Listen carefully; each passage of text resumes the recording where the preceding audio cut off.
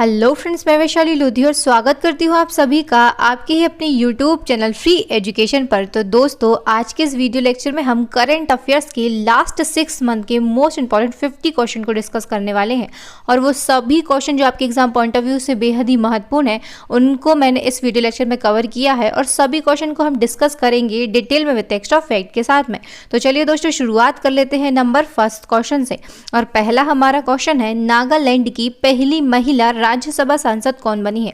तो दोस्तों, नागालैंड राज्य की जो पहली महिला राज्यसभा सांसद है, ये बन गई है एस फोंगनोंग कोन्याक। आंसर हमारा हो जाएगा एस फोंगनोंग कोन्याक। और जो एस फोंगनोंग कोन्याक है, ये नागालैंड राज्य की पहली महिला राज्यसभा सांसद बन गई हैं।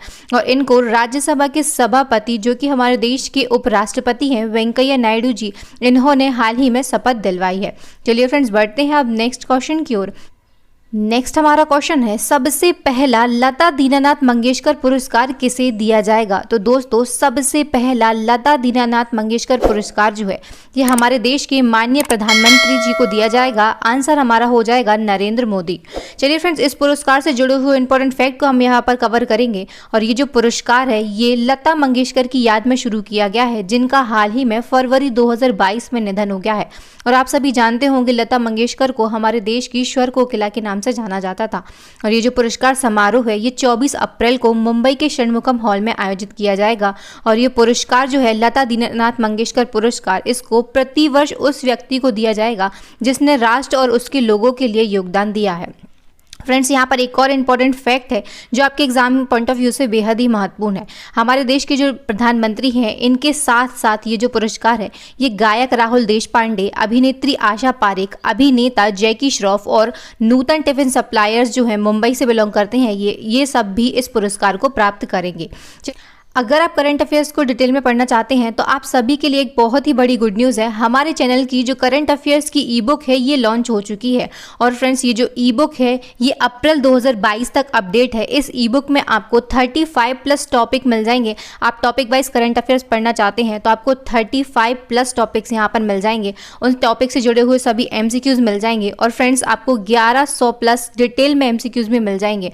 और फ्रेंड्स, इस ई बुक की जो लिंक है, ये आपको डिस्क्रिप्शन में मिल जाएगी। आप अपनी तैयारी को बेहद ही बेहतरीन करने के लिए, एग्जाम में सिलेक्शन लेने के लिए इस ई बुक को जरूर ही परचेस करेंगे। डिस्क्रिप्शन में आपको लिंक मिल जाएगी।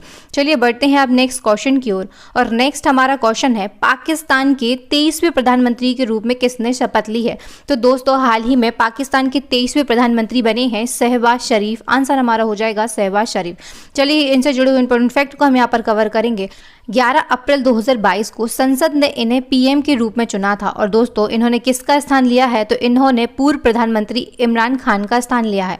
और फ्रेंड्स, जो शहबाज शरीफ हैं, ये पाकिस्तान के पूर्व प्रधानमंत्री नवाज शरीफ के भाई हैं। बात हुई है पाकिस्तान की, तो पाकिस्तान से जुड़े हुए इंपॉर्टेंट सभी फैक्ट को हम यहाँ पर कवर करेंगे। तो जो पाकिस्तान है, ये एशिया महाद्वीप का हिस्सा है, हमारा पड़ोसी देश है। बात करते हैं इसकी राजधानी की, यानी कैपिटल की, तो इसकी जो कैपिटल है, ये इस्लामाबाद है। मुद्रा यानी कि करेंसी, ये पाकिस्तानी रुपया है। प्रधानमंत्री कौन है, तो ये शहबाज शरीफ है। राष्ट्रपति है आरिफ अलवी। और यहाँ की संसद का नाम क्या है, तो नेशनल असेंबली, ये पाकिस्तान की संसद का नाम है। जितने भी फैक्ट हैं, ये सभी बेहद ही महत्वपूर्ण है आपके एग्जाम पॉइंट ऑफ व्यू से। इन सभी को मैंने इसीलिए यहाँ पर कवर किया है। तो चलिए बढ़ते हैं अब नेक्स्ट क्वेश्चन की ओर। और नेक्स्ट हमारा क्वेश्चन है, किस राज्य के मुख्यमंत्री भगवंत मान ने घर घर राशन वितरण योजना शुरू करने की घोषणा की है। तो दोस्तों, अभी हाल ही में पंजाब राज्य के नए मुख्यमंत्री बने हैं भगवंत मान, और इन्होंने घर घर राशन वितरण योजना शुरू की है अभी हाल ही में। अब बात हुई है पंजाब की, तो यहाँ की राजधानी क्या है, तो पंजाब की राजधानी है चंडीगढ़, जो कि एक केंद्र शासित प्रदेश है, यूनियन टेरिटरी है। यहाँ के मुख्यमंत्री कौन है, तो ये भगवंत मान बने हैं। और राज्यपाल की बात करते हैं तो बनवारी लाल पुरोहित, ये पंजाब राज्य के वर्तमान में राज्यपाल हैं। बढ़ते हैं नेक्स्ट क्वेश्चन की ओर। और नेक्स्ट हमारा क्वेश्चन है, केंद्र सरकार ने अप्रैल 2022 में किसे भारत का अगला विदेश सचिव नियुक्त किया है। तो भारत के जो अगले विदेश सचिव हैं, ये नियुक्त हुए हैं विनय मोहन क्वात्रा। आंसर हमारा हो जाएगा विनय मोहन क्वात्रा। और फ्रेंड्स, जो विनय मोहन क्वात्रा हैं, इनको 3 अप्रैल 2022 को भारत का अगला विदेश सचिव नियुक्त किया गया है। और इन्होंने किसका स्थान लिया है, तो इन्होंने हर्षवर्धन श्रृंगला जी का स्थान लिया है। बढ़ते हैं नेक्स्ट क्वेश्चन की ओर। नेक्स्ट हमारा क्वेश्चन है, नीति आयोग द्वारा जारी राज्य ऊर्जा और जलवायु सूचकांक, जिसे हम SECI कहते हैं, इसमें शीर्ष प्रदर्शन करने वाला राज्य कौन सा रहा है।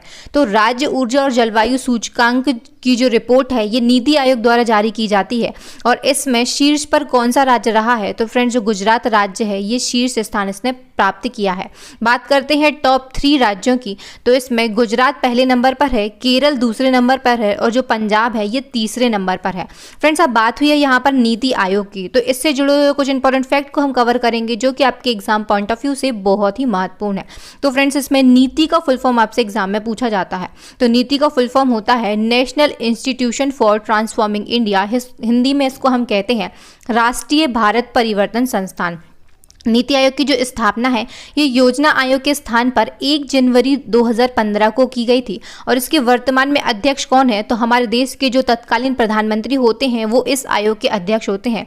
तो वर्तमान अध्यक्ष कौन है, तो ये है नरेंद्र मोदी जी। उपाध्यक्ष कौन है, तो ये राजीव कुमार है। और अगर CEO की बात करते हैं तो नीति आयोग के जो वर्तमान में CEO हैं ये हैं अमिताभ कांत। ये सभी फैक्ट जो हैं ये काफ़ी ज़्यादा महत्वपूर्ण है आपके एग्जाम पॉइंट ऑफ व्यू से। बढ़ते हैं फ्रेंड्स नेक्स्ट क्वेश्चन की ओर और नेक्स्ट हमारा क्वेश्चन है 56वां ज्ञानपीठ पुरस्कार किसे दिया गया है। तो 56वां ज्ञानपीठ पुरस्कार जो है ये दिया गया है नीलमणि फुकन के लिए। और जो नीलमणि फुकन है ये प्रसिद्ध असम के कवि हैं और इन्हें 56वें ज्ञानपीठ पुरस्कार से नवाजा गया है। और पहली बार इस पुरस्कार का जो आयोजन है दोस्तों असम में पहली बार हुआ है।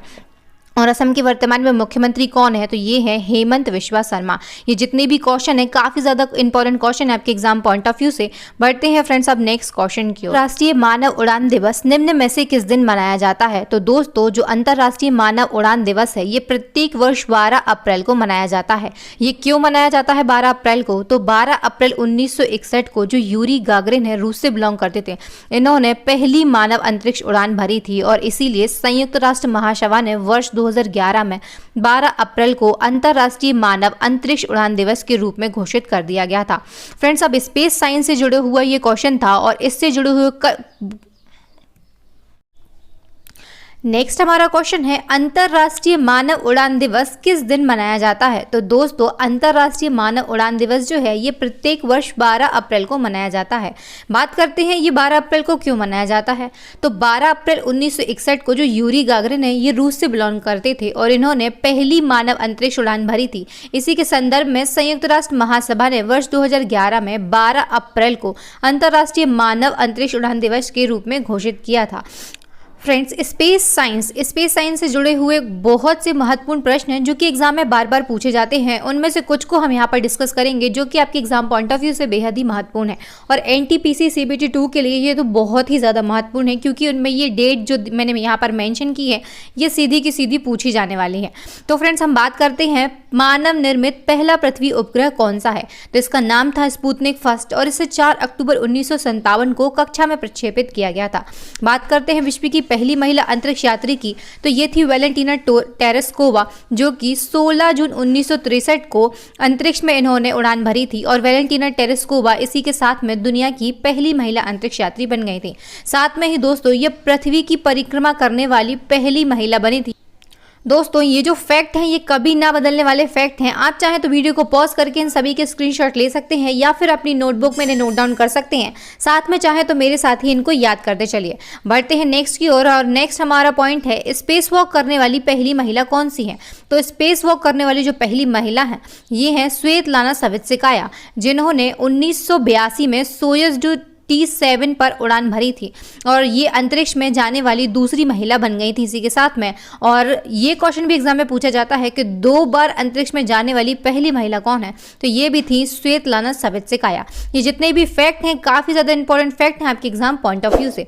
बढ़ते हैं फ्रेंड्स नेक्स्ट क्वेश्चन की ओर और नेक्स्ट हमारा क्वेश्चन है पहला महिला अंडर 19 विश्व कप कब आयोजित किया गया था। तो दोस्तों पहला महिला अंडर 19 विश्व कप जो है ये कब आयोजित किया जाएगा, तो ये 2023 में आयोजित किया जाना है। इसका पहला संस्करण होगा 2023 में और इसकी मेजबानी कौन करने वाला है, तो इसकी मेजबानी यानी कि जो होस्टिंग है ये दक्षिण अफ्रीका को दी गई है। और इसी के साथ में इस टूर्नामेंट में कुल 16 देश जो हैं ये इसका हिस्सा बनने वाले हैं। और ये क्वेश्चन स्पोर्ट्स साइंस से काफ़ी ज़्यादा इंपॉर्टेंट क्वेश्चन है आपके एग्जाम पॉइंट ऑफ व्यू से। बढ़ते हैं दोस्तों नेक्स्ट क्वेश्चन की ओर और नेक्स्ट हमारा क्वेश्चन है आईसीसी पुरुष T20 विश्व कप 2024 की मेज़बानी जो है ये किस देश को दी गई है? तो आईसीसी पुरुष T20 विश्व कप 2024 की जो मेज़बानी है ये वेस्ट इंडीज़ और अमेरिका को संयुक्त रूप से दी गई है। और दोस्तों यहाँ याद रखने लायक एक फैक्ट बेहद महत्वपूर्ण है कि जो अमेरिका देश है इसको पहली बार आईसीसी पुरुष T20 विश्व कप की मेज़बानी सौंपी गई है।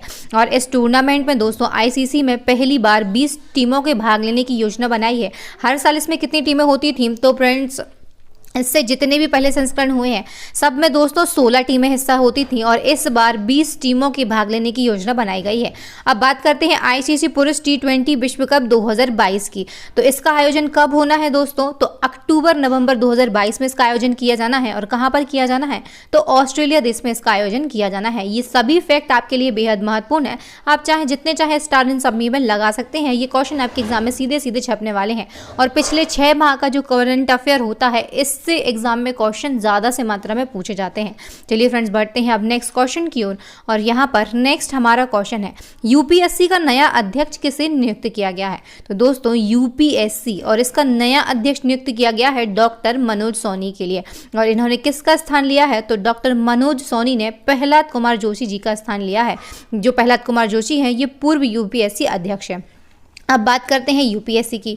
तो इससे कई सारे फैक्ट आपके एग्जाम में पूछे जाते हैं सीधे की सीधे कि यूपीएससी किस प्रकार की संस्था है दोस्तों? तो ये संवैधानिक संस्था है। इसका उल्लेख किस अनुच्छेद में किया गया है? तो इसका जो उल्लेख है ये संविधान के अनुच्छेद 315 में किया गया है।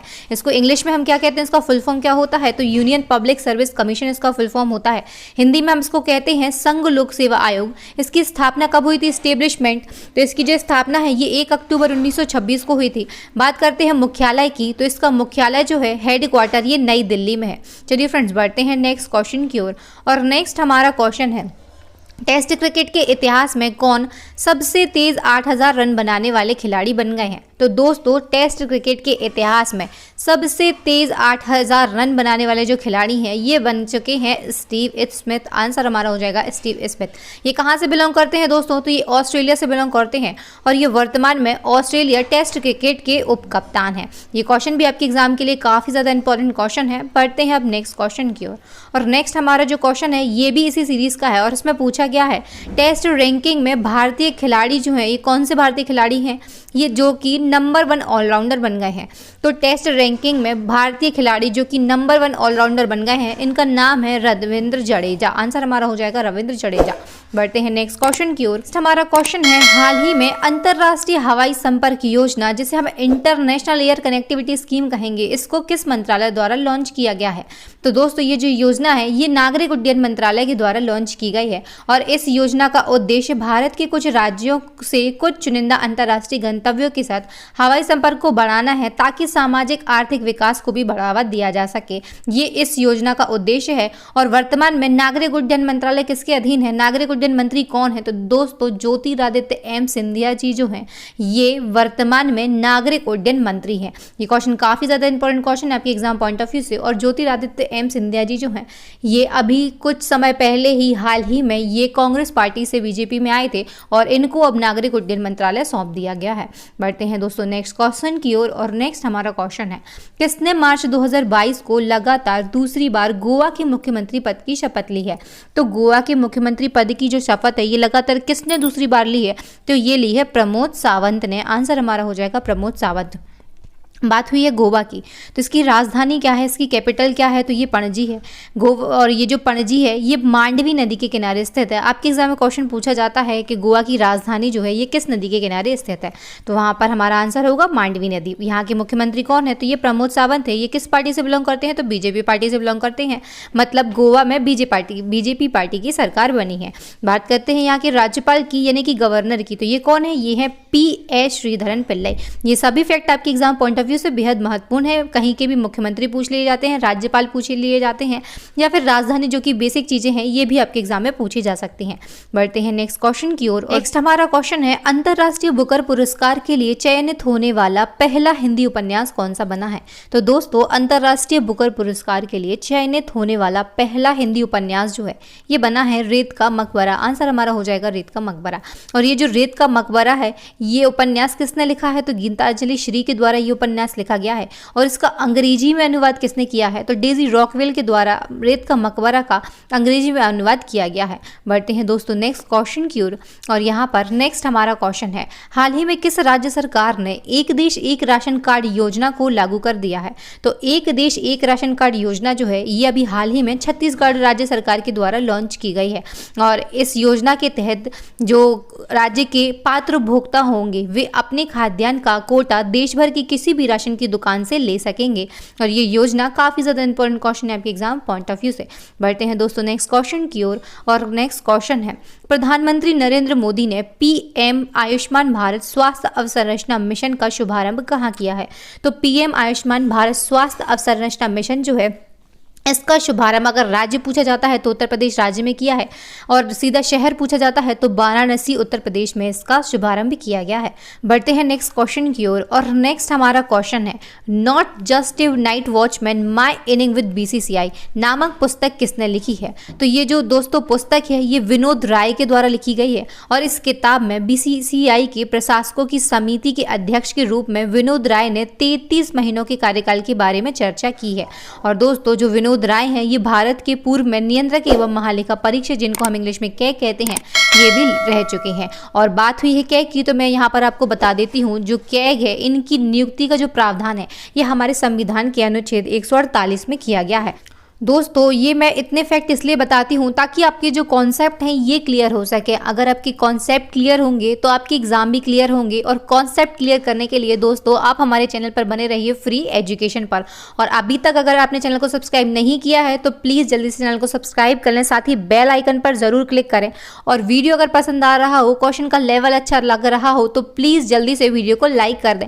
और दोस्तों लास्ट में आपके लिए एक चैलेंजिंग क्वेश्चन रखा गया है जिसका आंसर आपको सभी को कमेंट सेक्शन में कमेंट करके देना है। तो चलिए दोस्तों बढ़ते हैं हमारे नेक्स्ट क्वेश्चन की ओर और नेक्स्ट हमारा क्वेश्चन है, विश्व वायु गुणवत्ता रिपोर्ट 2021 के अनुसार लगातार चौथी बार दुनिया की सबसे प्रदूषित राजधानी कौन बन गई है? तो दोस्तों विश्व वायु गुणवत्ता रिपोर्ट 2021 जो है ये 2022 में हाल ही में लॉन्च हुई है और लगातार चौथी बार दुनिया की सबसे प्रदूषित राजधानी जो है ये दिल्ली बन गई है। चलिए फ्रेंड्स बढ़ते हैं नेक्स्ट क्वेश्चन की ओर और यहाँ पर नेक्स्ट हमारा क्वेश्चन है, हाल ही में किसने अंतरिक्ष स्टेशन के लिए पहला निजी मिशन लॉन्च किया है? तो दोस्तों अंतरिक्ष स्टेशन के लिए और पहला निजी मिशन जो है ये स्पेस एक्स कंपनी ने लॉन्च किया है।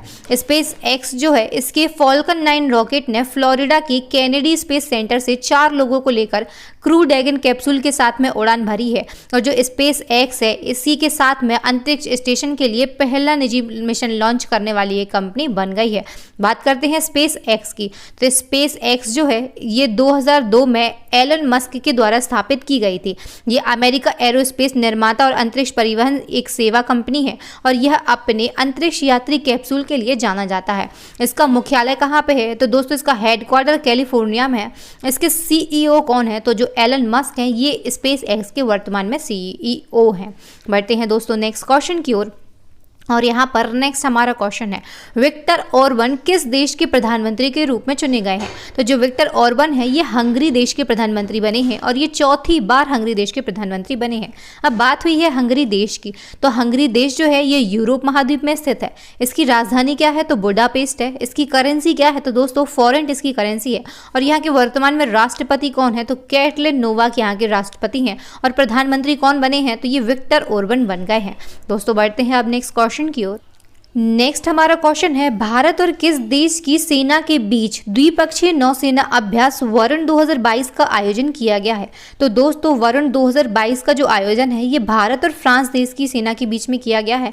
आंसर हमारा हो जाएगा फ्रांस। और दोस्तों ये जो अभ्यास है इस वर्ष इसका 20वां संस्करण था, 20 एडिशन था इस बार। और ये कब से कब तक आयोजित किया गया दोस्तों? तो 30 मार्च से लेकर 3 अप्रैल तक ये जो अभ्यास है ये अरब सागर में आयोजित किया गया था। और यह अभ्यास जो है ये कब शुरू किया गया था? तो वर्ष 1993 से इसका आयोजन शुरू हुआ था भारत और फ्रांस के बीच में। फ्रेंड्स इसका मैंने बिल्कुल कॉन्सेप्ट आपके लिए क्लियर कर दिया है, तो इन सभी फैक्ट को आप नोट डाउन कर सकते हैं, चाहे तो वीडियो को पॉज करके स्क्रीनशॉट भी ले सकते हैं। चलिए दोस्तों बढ़ते हैं नेक्स्ट क्वेश्चन की ओर और यहाँ पर नेक्स्ट हमारा क्वेश्चन है, अंतर्राष्ट्रीय साहसी महिला पुरस्कार 2022 इससे किसे सम्मानित किया गया है? तो अंतर्राष्ट्रीय साहसी महिला पुरस्कार जो है इससे सम्मानित किया गया है रिजवाना हसन के लिए। और जो रिजवाना हसन है ये बांग्लादेश पर्यावरण अधिवक्ता संघ की मुख्य कार्यकारी अधिकारी हैं और इन्होंने वनों की कटाई, प्रदूषण और अवैध भूमि विकास के खिलाफ कई मामले उठाए हैं, जिसके लिए इन्हें अंतर्राष्ट्रीय साहसी महिला पुरस्कार 2022 से सम्मानित किया गया है। चलिए दोस्तों बढ़ते हैं नेक्स्ट क्वेश्चन की ओर। और नेक्स्ट हमारा क्वेश्चन है, किस देश ने अप्रैल 2022 को एक नया पृथ्वी अवलोकन उपग्रह लॉन्च किया है? तो एक नया पृथ्वी अवलोकन उपग्रह जो है ये अप्रैल 2022 में चीन देश के द्वारा लॉन्च किया गया है। बात करते हैं चीन की, तो चीन की राजधानी क्या है? तो दोस्तों ये बीजिंग है।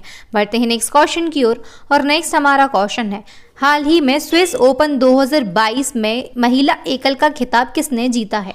तो स्विस ओपन 2022 में और महिला एकल का खिताब ये जीता है हमारे देश की पीवी सिंधु ने। आंसर हो जाएगा पीवी सिंधु। बढ़ते हैं नेक्स्ट क्वेश्चन की ओर। क्वेश्चन है, वन अनुसंधान संस्थान जिसे हम FRI कहते हैं, इसकी नई निदेशक कौन बनी है? तो दोस्तों FRI की जो नई निदेशक हैं ये रेणु सिंह बन गई हैं। और रेणु सिंह ने किसका स्थान लिया है? तो इन्होंने अरुण सिंह रावत का स्थान लिया है। और रेणु सिंह सविता सिंह के बाद वन अनुसंधान संस्थान की दूसरी महिला निदेशक बनी है। इससे पहले एक ही महिला निदेशक रही हैं जिनका नाम था सविता सिंह। चलिए दोस्तों बढ़ते हैं नेक्स्ट क्वेश्चन की ओर। हमारा क्वेश्चन है, राष्ट्रीय सुरक्षित मातृत्व दिवस कब मनाया जाता है? तो दोस्तों राष्ट्रीय सुरक्षित मातृत्व दिवस जो है ये प्रत्येक वर्ष 11 अप्रैल को मनाया जाता है। और भारत सरकार ने 2003 में व्हाइट रिबन अलायंस के अनुरोध पर कस्तूरबा गांधी के जन्मदिन पर प्रत्येक वर्ष 11 अप्रैल को राष्ट्रीय सुरक्षित मातृत्व दिवस के रूप में घोषित किया था। और दोस्तों इस वर्ष इसकी थीम क्या थी वर्ष 2022 में? तो कोरोना वायरस के बीच घर पर रहे माँ और शिशु को कोरोना वायरस से बचाएं, ये इस वर्ष इसकी थीम थी। चलिए दोस्तों बढ़ते हैं अब नेक्स्ट क्वेश्चन की ओर। हमारा क्वेश्चन है, भारत की किस महिला अर्थशास्त्री को UN उच्च स्तरीय बोर्ड में शामिल किया गया है? तो भारत की एक अर्थशास्त्री हैं जिनको UN उच्च स्तरीय बोर्ड में शामिल किया गया है। इनका नाम है जयति घोष। और जो जयति घोष हैं ये भारतीय विकास अर्थशास्त्री हैं और इनको संयुक्त राष्ट्र महासभा के जो महासचिव है एंटोनियो गुटेरेस, इन्होंने एक उच्च स्तरीय सलाहकार बोर्ड में इनकी नियुक्ति की है और इनको UN उच्च स्तरीय बोर्ड का एक सदस्य बनाया गया है। चलिए दोस्तों बढ़ते हैं अब नेक्स्ट क्वेश्चन की ओर। और नेक्स्ट हमारा क्वेश्चन है, किस भारतीय अभिनेता को आबू धाबी के यस आइलैंड का एक ब्रांड एम्बेसडर बनाया गया है? तो दोस्तों आबू धाबी का एक फेमस आइलैंड है जिसका नाम है यस आइलैंड। इसका ब्रांड एम्बेसडर भी बनाया गया है भारतीय अभिनेता रणवीर सिंह के लिए।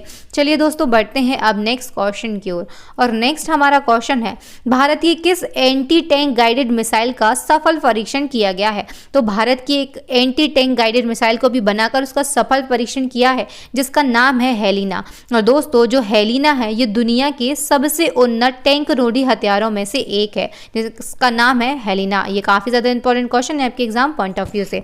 चलिए दोस्तों बढ़ते हैं अब नेक्स्ट क्वेश्चन की ओर। नेक्स्ट हमारा क्वेश्चन है, भारतीय जनता पार्टी किस दिन अपना स्थापना दिवस मनाती है? तो फ्रेंड्स जो बीजेपी फाउंडेशन डे है ये प्रत्येक वर्ष 6 अप्रैल को मनाया जाता है। इसकी स्थापना कब हुई थी दोस्तों भारतीय जनता पार्टी की? तो बीजेपी की जो स्थापना है ये 6 अप्रैल 1980 को हुई थी और प्रत्येक वर्ष 6 अप्रैल को भारतीय जनता पार्टी अपना स्थापना दिवस मनाती है। वर्तमान में बीजेपी के अध्यक्ष कौन है? तो दोस्तों बीजेपी के जो अध्यक्ष हैं ये हैं जेपी नड्डा। और आप जेपी से बीजेपी को कनेक्ट कर सकते हैं, लास्ट में जेपी है। और वर्तमान में अध्यक्ष कौन है? तो ये भी हैं जेपी नड्डा। तो इस जेपी से जेपी को आप कनेक्ट करके याद रख सकते हैं। चलिए दोस्तों बढ़ते हैं नेक्स्ट क्वेश्चन की ओर। और नेक्स्ट हमारा जो क्वेश्चन है ये काफी ज्यादा इंपॉर्टेंट क्वेश्चन है आपके एग्जाम पॉइंट ऑफ व्यू से। अभी हाल ही में दोस्तों प्रधानमंत्री संग्रहालय का उद्घाटन किसने किया है? तो प्रधानमंत्री संग्रहालय का जो उद्घाटन है ये हमारे देश के वर्तमान प्रधानमंत्री नरेंद्र मोदी जी के द्वारा किया गया है। आंसर हमारा हो जाएगा नरेंद्र मोदी। और प्रधानमंत्री संग्रहालय का उद्घाटन नरेंद्र मोदी जी द्वारा कहाँ किया गया है? तो ये किया गया है नई दिल्ली में। ये क्वेश्चन आपसे एग्जाम में पूछे जा सकते हैं, आप इन्हें याद रखिएगा। बढ़ते हैं दोस्तों नेक्स्ट क्वेश्चन की ओर। हमारा क्वेश्चन है, अंतरराष्ट्रीय मुद्रा कोष ने हाल ही में किसी नए अर्थशास्त्री अर्थशास्त्री के रूप में नियुक्त किया है? तो अंतर्राष्ट्रीय मुद्रा कोष ने नए अर्थशास्त्री के रूप में नियुक्त किया है पियरे ओलिवियर गॉर्यंचिस के लिए। और इन्होंने किसका स्थान लिया है? तो दोस्तों इन्होंने भारतीय मूल की गीता गोपीनाथन का इन्होंने स्थान लिया है। अब बात करते हैं IMF की, तो इसका फुल फॉर्म होता है इंटरनेशनल मॉनेटरी फंड। दोस्तों बढ़ते हैं नेक्स्ट क्वेश्चन की ओर, और यहाँ पर नेक्स्ट हमारा क्वेश्चन है, भारत में नेपाल के नए राजदूत के रूप में किसे नियुक्त किया गया है? तो भारत में नेपाल के जो नए राजदूत हैं ये बने हैं शंकर प्रसाद शर्मा। अब बात हुई है नेपाल की, तो जो नेपाल है ये एशिया महाद्वीप में स्थित है, हमारा पड़ोसी देश है। इसकी कैपिटल क्या है, राजधानी? तो ये काठमांडू है। मुद्रा क्या है इसकी, करेंसी? तो ये नेपाली रुपया है। प्रधानमंत्री कौन है? तो प्राइम मिनिस्टर है शेर बहादुर देउबा। और प्रेसिडेंट कौन है? तो राष्ट्रपति जो है ये है विद्या देवी भंडारी।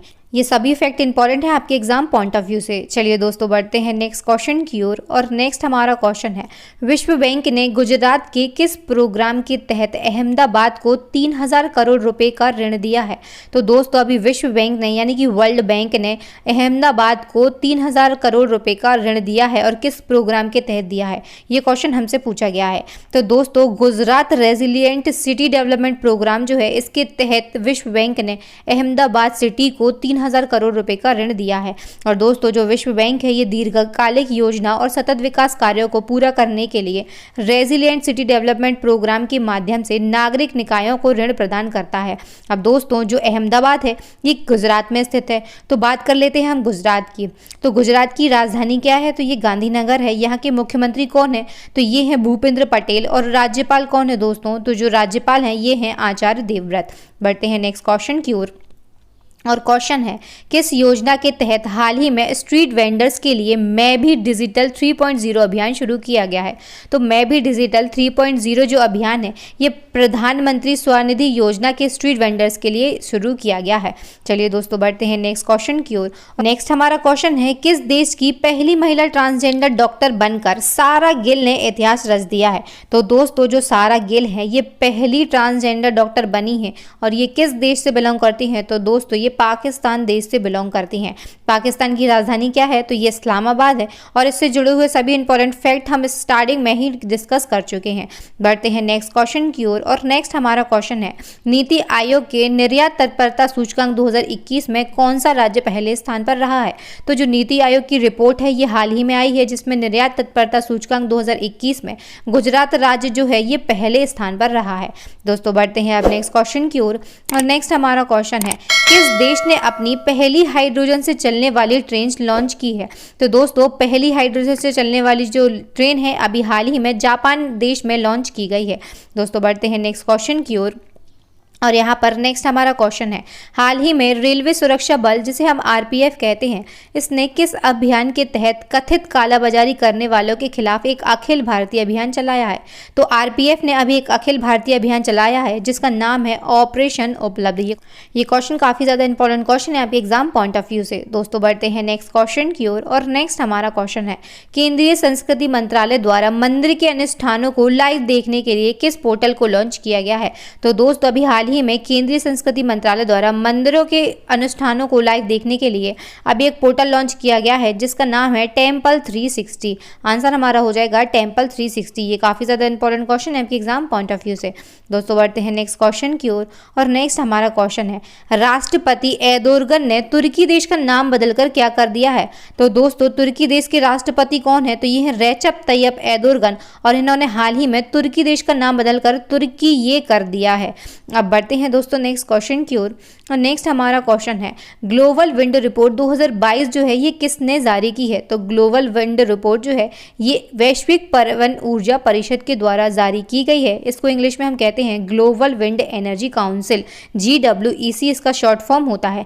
फ्रेंड्स ये जितने भी क्वेश्चन हैं मैंने ऑप्शन बेस्ड नहीं लिए हैं, मैंने वन लाइनर वे में लिए हैं ताकि आपको क्वेश्चन का सीधा आंसर पता हो, आप ऑप्शन में यहाँ पर कंफ्यूज बिल्कुल भी ना हो। अगर हमें सीधा आंसर पता होगा तो दोस्तों वहाँ पर 4 ऑप्शन जब आपको एग्जाम में मिलेंगे तो आपको उनमें से आसानी बहुत ही ज़्यादा होगी आंसर ढूंढने के लिए, या फिर आपके माइंड में सीधा क्लिक होगा कि इसका आंसर यही है। चलिए नेक्स्ट हमारा क्वेश्चन है, हाल ही में पाकिस्तान सरकार ने भारत के साथ किन चीज़ों की आयात पर लगे प्रतिबंध को हटा दिया है। तो दोस्तों भारत के जो कुछ प्रोडक्ट हैं इन पर पाकिस्तान सरकार ने प्रतिबंध लगाया था और हाल ही में इस प्रतिबंध को हटा दिया गया है। और वो चीज़ें कौन कौन सी हैं, तो दोस्तों चीनी, कपास और सूत पर लगे प्रतिबंध को पाकिस्तान सरकार के द्वारा हाल ही में हटा दिया गया है। दोस्तों बढ़ते हैं नेक्स्ट क्वेश्चन की ओर।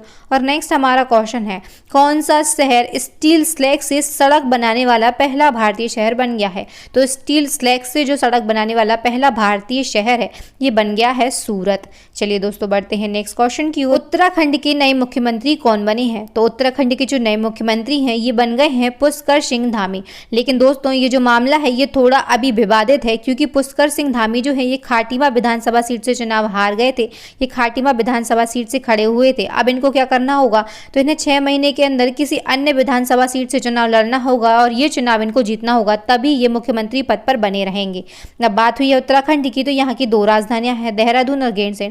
जो देहरादून है ये शीतकालीन राजधानी है और गैरसैंण जो है ये ग्रीष्मकालीन राजधानी है। मुख्यमंत्री है प्रेजेंट में पुष्कर सिंह धामी और राज्यपाल कौन है, तो ये है गुरमीत सिंह। बढ़ते हैं दोस्तों नेक्स्ट क्वेश्चन की ओर। हमारा क्वेश्चन है, अलेक्जेंडर बुसिच को किस देश के राष्ट्रपति के रूप में फिर से चुना गया है। तो अलेक्जेंडर बुसिच जो है ये बन गए हैं सर्बिया देश के फिर से राष्ट्रपति। चलिए फ्रेंड्स बढ़ते हैं नेक्स्ट क्वेश्चन की ओर। और नेक्स्ट हमारा क्वेश्चन है, आंध्र प्रदेश सरकार ने हाल ही में कितने नए जिलों के गठन की घोषणा की है। तो आंध्र प्रदेश सरकार ने अभी हाल ही में घोषणा की है कि ये 13 नए जिलों का गठन करेंगे। आंसर हमारा हो जाएगा 13। बढ़ते हैं दोस्तों नेक्स्ट क्वेश्चन की ओर। और नेक्स्ट एंड लास्ट हमारा क्वेश्चन है, कौन सा देश जंगली जानवरों को कानूनी अधिकार देने वाला विश्व का पहला देश बन गया है। तो दोस्तों जंगली जानवरों को और कानूनी अधिकार देने वाला विश्व का पहला देश बन गया है इक्वाडोर। इससे जुड़े हुए इंपॉर्टेंट फैक्ट को हम यहाँ पर कवर करेंगे दोस्तों। तो दक्षिण अमेरिका का जो इक्वाडोर है ये देश में हाल ही में जंगली जानवरों को कानूनी अधिकार देने वाला विश्व का पहला देश बन गया है। और जो इक्वाडोर है ये सर्वोच्च अदालत ने जो एस्ट्रेलिटा नामक एक ऊनी बंदर था इस पर केंद्रित मामले में इसके पक्ष में फैसला सुनाया था। और इसी के साथ में जो इक्वाडोर है ये जंगली जानवरों को कानूनी अधिकार देने वाला विश्व का पहला देश बन गया है। चलिए दोस्तों बढ़ते हैं नेक्स्ट एंड लास्ट क्वेश्चन की ओर, जो कि आप सभी के लिए चैलेंजिंग क्वेश्चन है और इस क्वेश्चन का आंसर आपको कमेंट सेक्शन में देना है कमेंट करके। क्वेश्चन है हमारा, अंतर्राष्ट्रीय श्रम संगठन जिसे हम इंटरनेशनल लेबर ऑर्गेनाइजेशन कहते हैं ILO, इसके महानिदेशक किसे बनाया गया है। तो दोस्तों इसके जो महानिदेशक हैं कौन बनाए गए हैं इसका आंसर आप सभी को कमेंट सेक्शन में देना है कमेंट करके। और अंतर्राष्ट्रीय श्रम संगठन से जुड़े हुए जितने भी इंपॉर्टेंट फैक्ट आपको पता है वो सभी भी आप कमेंट सेक्शन में कमेंट करेंगे। दोस्तों वीडियो को देखने के लिए आपका बहुत बहुत शुक्रिया। अगर वीडियो अच्छा लगा हो तो प्लीज़ वीडियो को जल्दी से जल्दी लाइक कर दे, इसे ज़्यादा से ज़्यादा शेयर करें अपने दोस्तों भाई बहनों के साथ में। व्हाट्सएप, टेलीग्राम, फेसबुक पर आपके जितने भी एजुकेशन से रिलेटेड ग्रुप हो उन सभी में आप इस वीडियो को दोस्तों शेयर करें। अगर अभी तक आपने हमारे चैनल को सब्सक्राइब नहीं किया है तो प्लीज़ जल्दी से चैनल को सब्सक्राइब कर लें, साथ ही बेल आइकन पर जरूर क्लिक करें ताकि हमारे आने वाले वीडियोस की जो नोटिफिकेशन है ये टाइम टू टाइम आपको मिलते रहें और कोई भी इंपॉर्टेंट वीडियो आपसे कभी भी मिस ना हो। और दोस्तों मोर वीडियोस के लिए, ऐसे ही इंपॉर्टेंट वीडियोस के लिए आप हमारी प्लेलिस्ट को भी विजिट करें। थैंक यू फ्रेंड्स, मिलते हैं नेक्स्ट वीडियो में। तब तक के लिए धन्यवाद। राम राम, दुआ सलाम।